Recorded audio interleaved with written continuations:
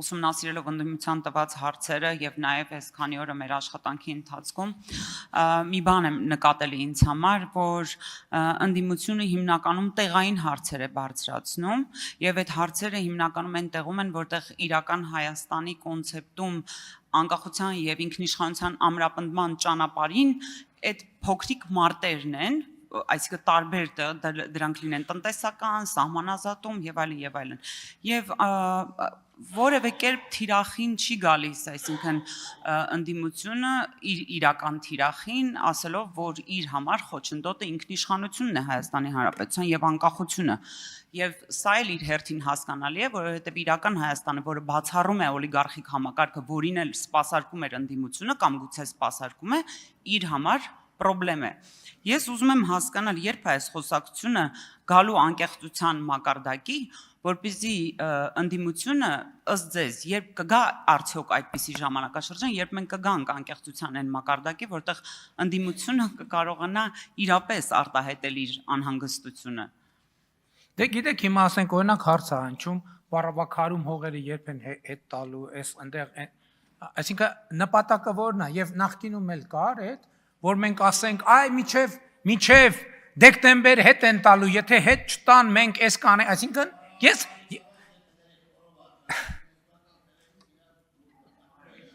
դուք ավելի շատ ծանոթ եք այդ իրադրություններին իհարկե, այսինքն բայց մենք հստակ ասել ենք, մենք բացառում ենք ռազմական որևէ սցենար, բացառում ենք, բայց մենք ռազմական սցենար բացառում ենք խաղաղության հենքի վրա, այդ թվում Ադրբեջանի կողմից, հասկանում եք, ինչն է պատճառը, հիմա օրինակ ասենք մարդիկ կարան մտածեն, այդ թվում քաղաքական թիմի ներկայացուցիչներն է կարան մտածեն, այս ինչ պատմություն է, ինչի ասենց բան ասում, ինչի ասում քյարքի, դե թող չասի, դե են, ասում են որպեսզի այդ թեման ընդհանրապես տեղ չմնա, որի վրա հնարավոր է լինի թեկուզ տեսականորեն, թեկուզ սադրանքի, թեկուզ երրորդ կողմի միջոցով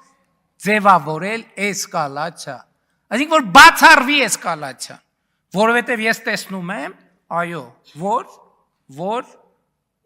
ոչ բոլոր ուժերն են երջանիկ հաստատված խաղաղության։ Իմ խնդիրն է հիմա բոլոր են կետերը, որտեղ թեկուզ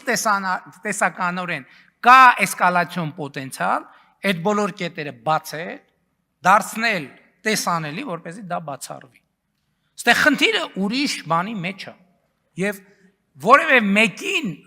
բանը, ստեղ շատ կարևոր է ժանրը հասկանալ, որևէ մեկին ոչ վիրավորելու, ոչ նեղացնելու, ոչ խոցելու համար ասվում։ Մենք խնդիր ունենք ընդհանուր առմամբ Հայաստանի քաղաքական օրակարգը դուրս բերել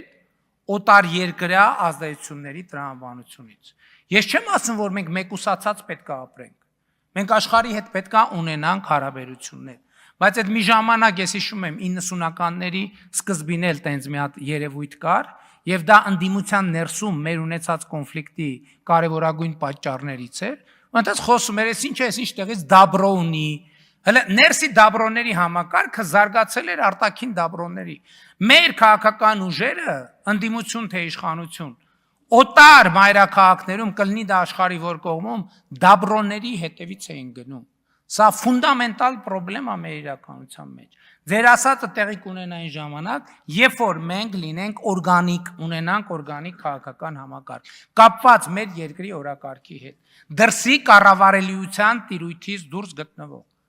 Այսօր մեր ընդդիմության մի հսկայական մասը հստակ կառավարվում է դրսից։ Եվ ես դա տպավորություն չի ինձ համար։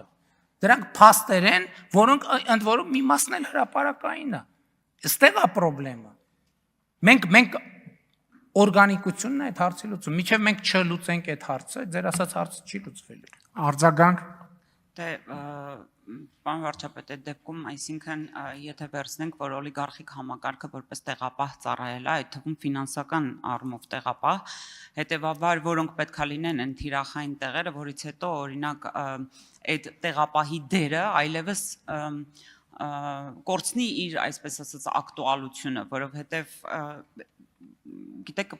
մարդկային է երևի ինչ որ առումով ակնկալել, որ դու պետքա շարունակես պահել կապիտալը եւ չնայած այդտեղ կանգնած ասենք քո պետության ինքնիշխանության հարցը երևի թե մարդկային է, ես չգիտեմ։ Հետևաբար կարծում եմ մեր աշխատանքը եւ կապիտալի առումով եւ ֆինանսական ուղիները հայտնաբերելու եւ հասկանալու թե ինչպես են պատտվում այդ ֆինանսական հոսքերը եւ նաեւ իհարկե դատական համակարգը էս պիտի լինի մեր գործը անելու ըստիս։ Թափես թափանցիկությունը ամենակարևոր բանն է եւ հակակոռուպցիոն մեխանիզմների հաստատումը, որի էլի ասում եմ մենք այսօր նույնպիսի ակտիվությամբ պետքա այդ օրակարգով զբաղվենք, ինչպիսի ակտիվությամբ զբաղվել են 2018-2019 թվականներին։ Եվ ես ուղիղ եմ ասում, այդ հակակոռուպցիոն համակարգը ընդդիմության համար պետքա նախագծված չլինի։ Հակակոռուպցիոն համակարգը պետքա նախագծված լինի բոլորիս համար։ Եվ դա պետքա լինի այն արշինը, որով բոլորս չափվենք։ Որովհետև հակառակ դեպքում մենք լրիվ ուրիշ տեղ կհայտնվենք։ Մենք մեր եւ ուրիշ կոռուպցիաներ իրարից պետքա չտարբերվենք։ Այո, ես էլի ասացի, որ ապօրինի գույքի բռնագանձման համակարգը կարևոր է ոչ միայն նախորդներին պատժելու համար, այլև այսօր ստանդարտ սահմանելու համար, որովհետև կոռուպցիան տենց դաժան բան է։ Եթե մեզնից որևէ մեկը այդ գայթակղության առաջ լինի, այդ օրինակը տեսնելով իմանա, որ ինքը իր ընտանիքը դա չի վայելելու, որովհետև պետությունը գնալու է եւ հետա վերցնելու։ Եվ ոչ թե վաղը մյուս օրը, այլ այսօր հիմա։ Եթե ինչ-որ բան կմնա վաղը մյուս օրվան,